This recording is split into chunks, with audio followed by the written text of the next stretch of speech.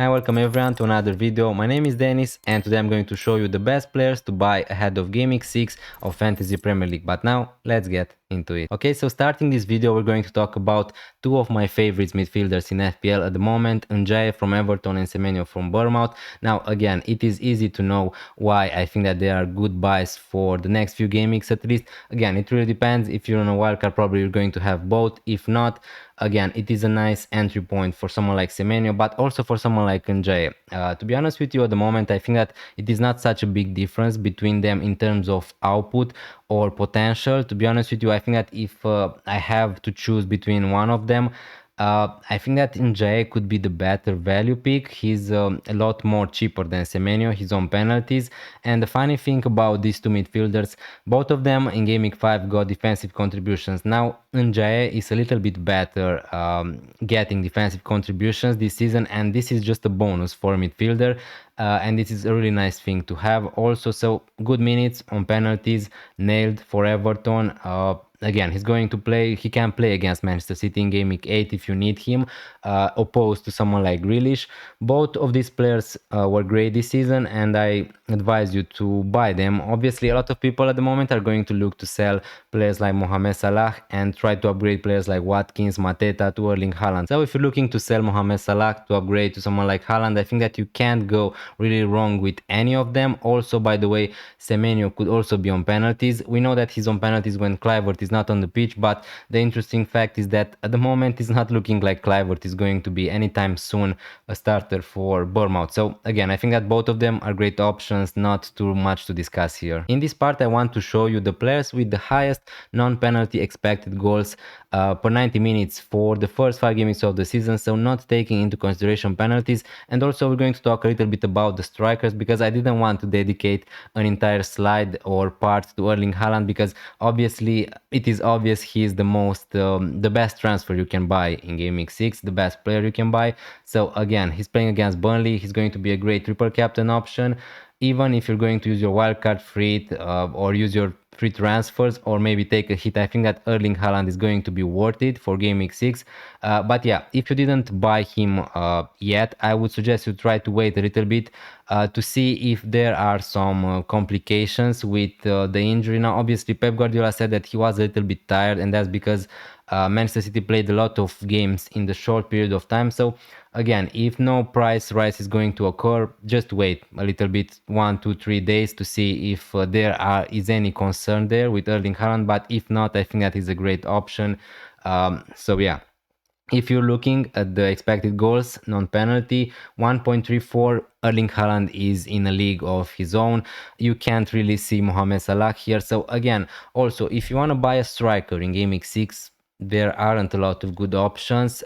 You're not going to buy Wood. He has a good fixture in Game Week 6, but after that, you don't really want to have Wood into your team.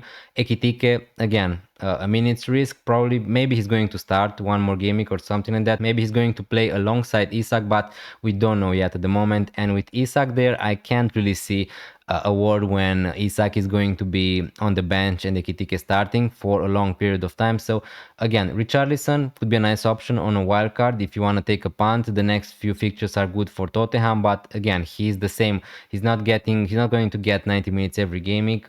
Maybe Solanke is going to be back soon at some point. So yeah, Beumo, Isidore, Beto, you're not really going to buy these players at the moment, so you don't really have a lot of options. Yeah, if you want to go for someone like Joao Pedro, I still think that he's a good transfer in, but I think that a lot of people are going to concentrate at the moment to buy Erling Haaland, and yeah, for good reasons, obviously. Now, as I said before, a lot of people are going to look to downgrade maybe someone like Mohamed Salah to try to buy Erling Haaland, and you're going to need some cheap midfielders if you're going to do that. If you want to go for both Salah and Haaland, you're going to need to make some sacrifices. So now we're going to talk about two really cheap midfielders who I like at the moment, Caicedo from Chelsea and Reijnders.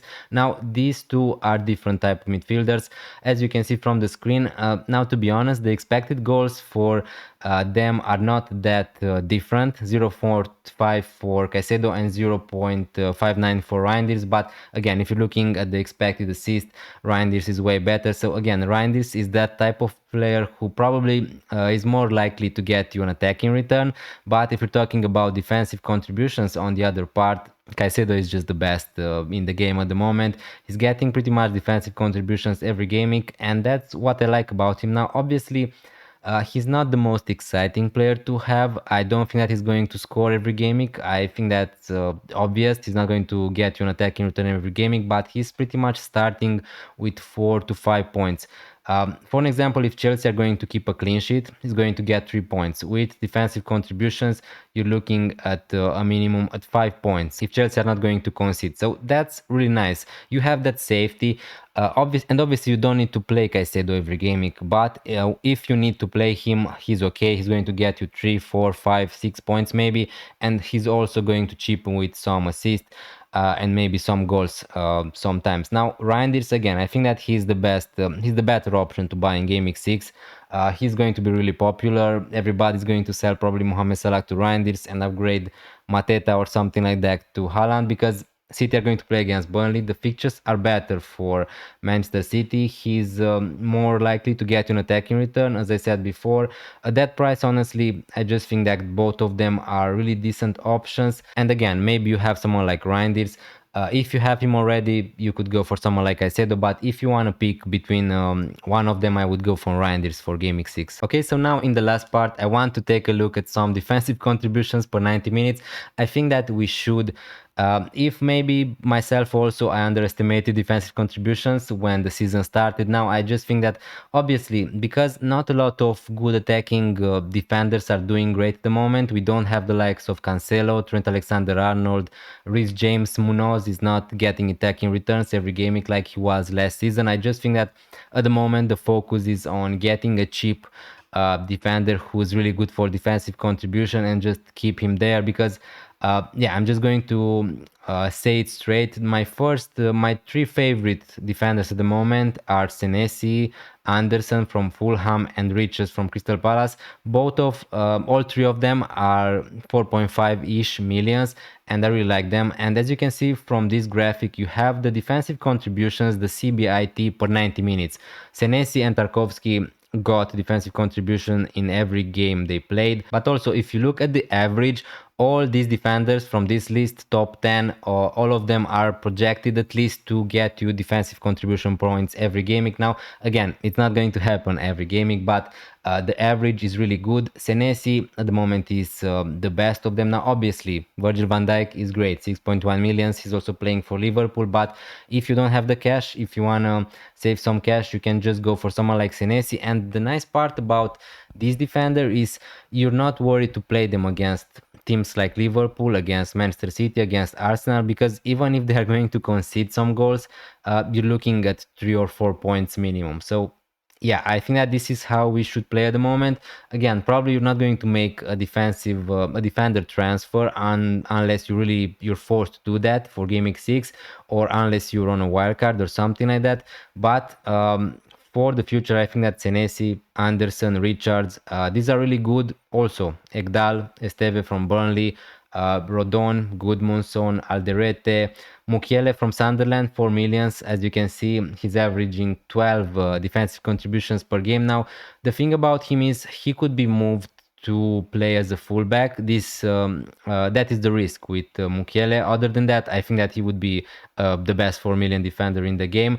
So there is a chance he's going to be moved from a center back to a fullback, and then his defensive contributions are going to go lower, probably a little bit. But other than that, I really like these defenders. And yeah, Tarkowski, 5.5 millions. Everton are going to chip with some clean sheets. Again, Tarkowski is a monster at the moment. I would say that I'm the most sure about Tarkowski to get defensive contributions every game week, if you ask me. But again, if you can save some cash, I think that I would go for Senesi, Anderson, or even someone like Richards, considering that Crystal Palace are also a decent defense. So yeah, pretty much these are the best defenders. If you're looking to buy a defender for Game Week 6, probably I would just go for someone like Senesi. Thank you so much for watching this video this long. It really means a lot and I really appreciate it. If you enjoyed it, please consider leaving a like, hit that subscribe button if you're new around here, and I'm going to see you next time. Bye. Bag pura lor, că mă întreabă oamenii de unde sunt le zic de